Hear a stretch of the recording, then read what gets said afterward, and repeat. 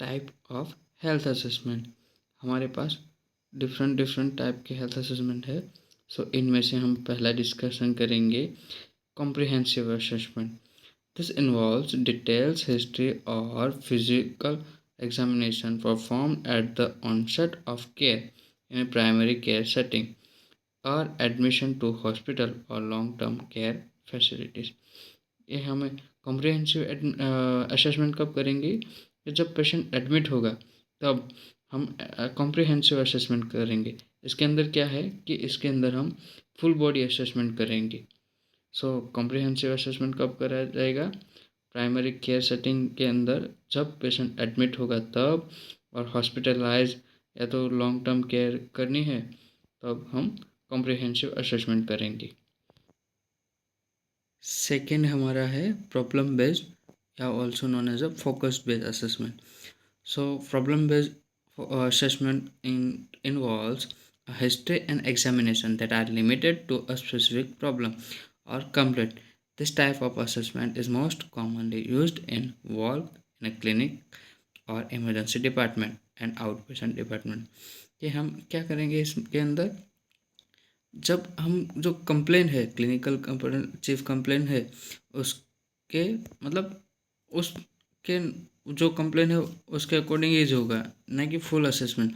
Problem है उसके उससे सीमित ही होगा।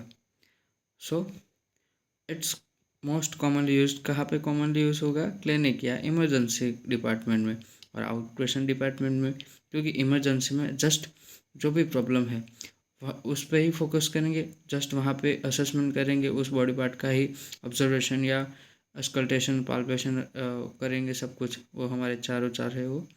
सो आउट पेशेंट में भी जब पेशेंट जो कंप्लेन बोलेगा उस उतना ही असेस करेंगे हम।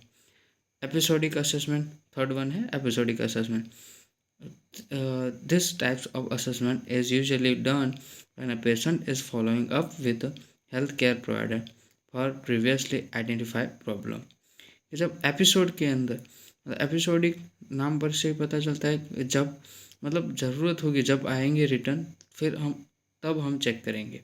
So this type of assessment is usually done when a patient is follow up with a health care provider for previously identified problem। जब आएंगे फॉलो अप करवाने के लिए तब करेंगे हम।